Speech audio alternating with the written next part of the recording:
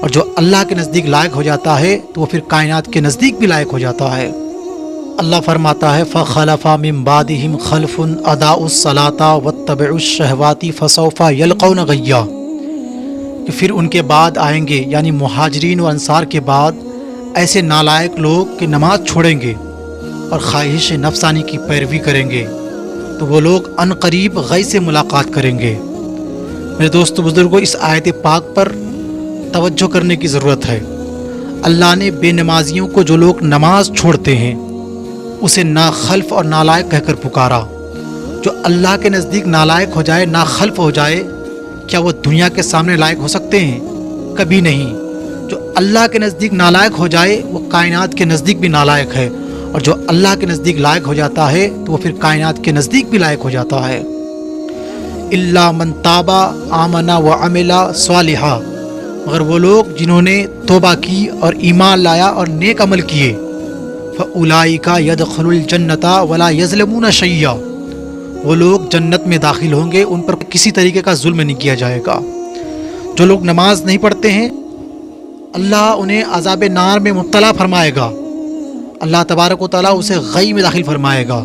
غی بحر شریعت میں علامہ صدر الشریعہ فرماتے ہیں کہ غی جہنم کے ایک وادی ہے جس کی گرمی اور گہرائی بہت زیادہ ہے، اور اس وادی میں ایک کنواں ہے جس کا نام صحب ہے۔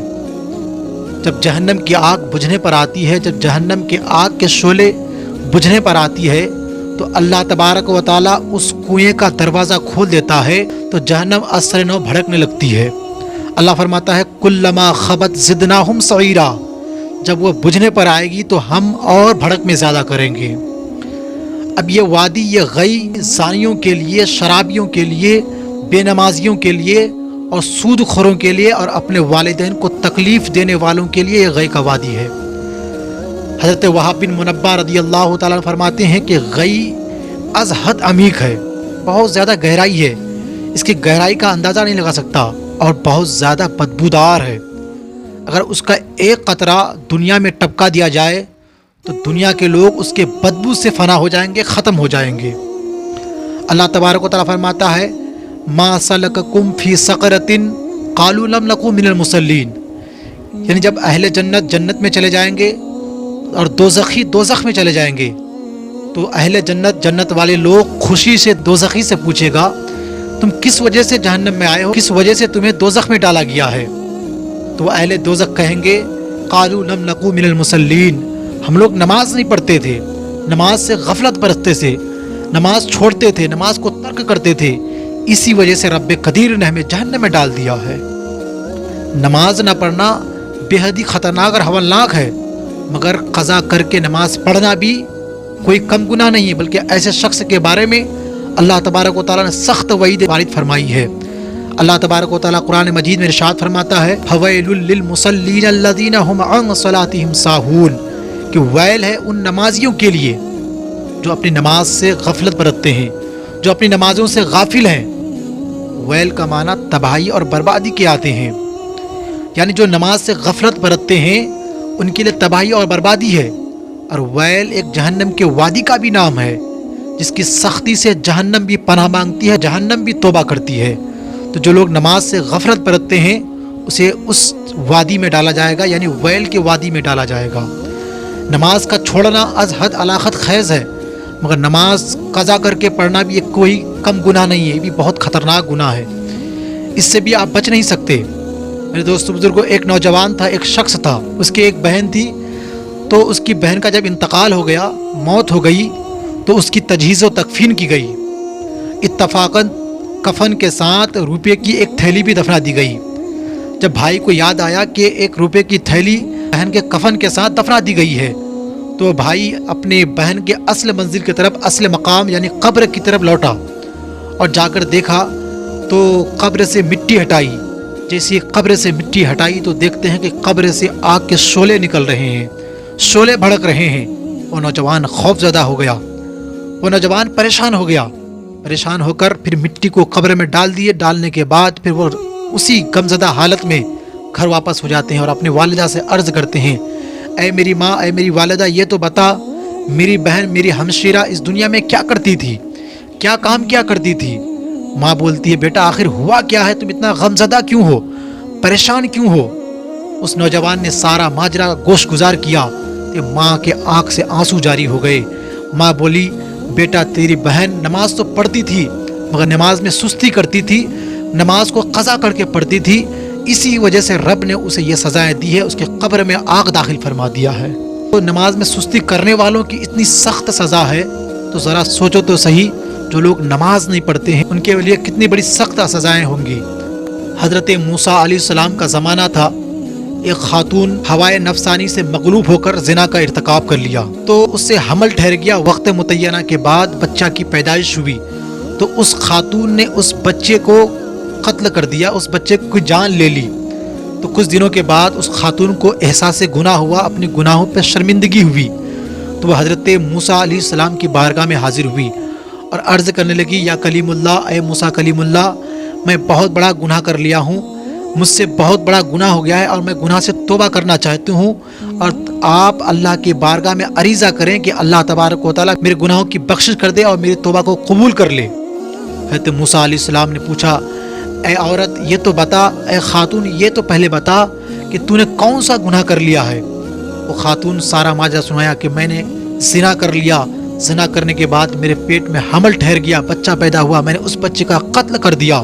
حضرت موسیٰ علیہ السلام غضبناک ہو گئے، غصے میں آ گئے، فرمایا اے عورت یہاں سے نکل جا، کہیں تیری نحوست سے آسمان شعلہ زن نہ ہو جائے اور ہم بھی اس کے زد میں نہ آ جائیں، یہاں سے تو نکل جا۔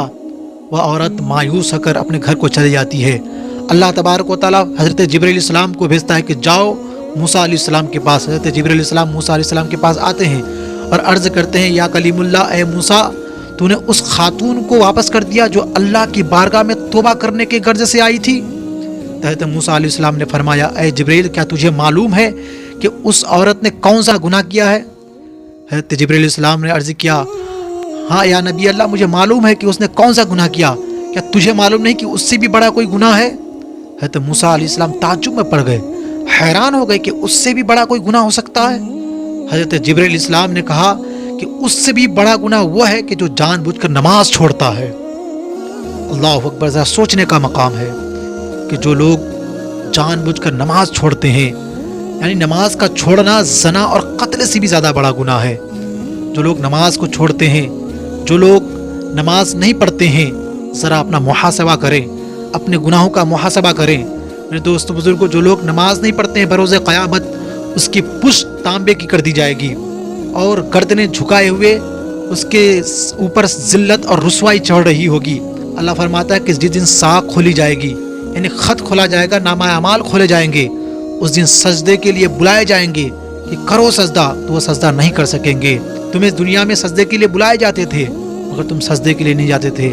مسجد کے مینار سے 5 وقت کی حی علی الصلاۃ، حی علی الفلاح کی صدائیں آتی تھی مگر تم نماز کو لیے نہیں جاتے تھے۔ مؤذن صبح کو اٹھ کر الصلاۃ خیر من النوم کی صدائیں لگاتے تھے کہ نماز نیند سے بہتر ہے، مگر تم نے دنیا میں نماز نہیں پڑھی۔ رب فرمائے گا آؤ تم سجدہ کرو، اس کے دل میں تمنا بھی ہوگی، اسے اتنی استطاعت نہیں ہوگی، اتنی طاقت نہیں ہوگی کہ وہ سجدہ کر سکے۔ فرض نماز کا چھوڑنا سخت عذاب ہے۔ جو لوگ نماز چھوڑتے ہیں، جو لوگ فرض نماز کو چھوڑ دیتے ہیں، اللہ تبارک و تعالیٰ اس کے نفع اور نقصان سے اپنے آپ کو بری ذمہ کر لیتے ہیں۔ اللہ کے اوپر اس کی ذمہ داریاں نہیں لیتا ہے۔ حضرت معاذ بن جبل رضی اللہ تعالیٰ فرماتے ہیں کہ اللہ کے نبی صلی اللہ تعالیٰ علیہ وسلم نے مجھے 10 باتوں کی تلقین فرمائی، مجھے 10 باتوں کی وصیت فرمائی۔ پہلے نمبر پر فرمایا کہ اے معاذ، اللہ کے ساتھ کسی کو شریک میں ٹھہرانا، اگرچہ تو قتل کر دیا جائے یا جلا دیا جائے۔ تو نمبر 2 پر فرمایا کہ اپنے والدین کی حکم عدولی مت کرنا، اگرچہ وہ تمہیں گھر سے نکل جانے کا حکم دے دے۔ اور نمبر 3 پر فرمایا کہ اے معاذ، جان بوجھ کر کبھی نماز مت چھوڑنا، اس لیے کہ نماز چھوڑنے سے اللہ تبارک و تعالیٰ اپنے آپ کو بری ذمہ کر لیتا ہے۔ یعنی تم اب کیا کرو گے، تمہیں نفع ہو یا نقصان ہو، اللہ اس کا ذمہ دار نہیں ہے۔ اور نمبر 4 پر اللہ کے رسول صلی اللہ تعالیٰ علیہ وسلم فرماتے ہیں کہ گناہوں سے بچنا، اس لیے کہ گناہوں سے اللہ کا غضب نازل ہوتا ہے۔ نمبر 5 پہ فرمایا کہ شرابی نہ بننا، کیونکہ شراب تمام بے حیاؤں کی جڑ ہے۔ نمبر 6 پر فرمایا کہ اے معاذ، جنگ سے دفعتاً مت بھاگنا، ایک بار میں مت بھاگ جانا، اگرچہ تمہارا ساتھی قتل کر دیا جائے۔ نمبر 7 پہ فرمایا کہ اے معاذ، اگر کوئی بلا زمانے میں پھوٹ جائے اور تم اس میں خود ہو تو اس پہ ثابت قدم رہنا۔ اور نمبر 8 پہ فرمایا کہ اے معاذ اپنی اوقات اور اپنی بساط کے مطابق اپنے اہل خانہ پر خرچ کرنا۔ نمبر 9 پر فرمایا کہ اپنی اولاد سے تنبیہ کے واسطے ان پر آسا نہ ہٹانا۔ اور نمبر 10 پر فرمایا کہ ان کی تربیت یعنی ان کو خوف الہی دلاتے رہنا۔ یہاں غور کرنے کا مقام ہے۔ نمبر 3 پر اللہ کے رسول نے فرمایا کہ جان بوجھ کر نماز کبھی مت چھوڑنا، اس لیے کہ نماز چھوڑنے سے اللہ تبارک و تعالیٰ اپنے ذمہ کو اس بندے سے ہٹا لیتا ہے کہ اب وہ بندہ کیا کرتا ہے نہیں کرتا ہے اس کو اللہ سے کوئی مطلب نہیں ہے۔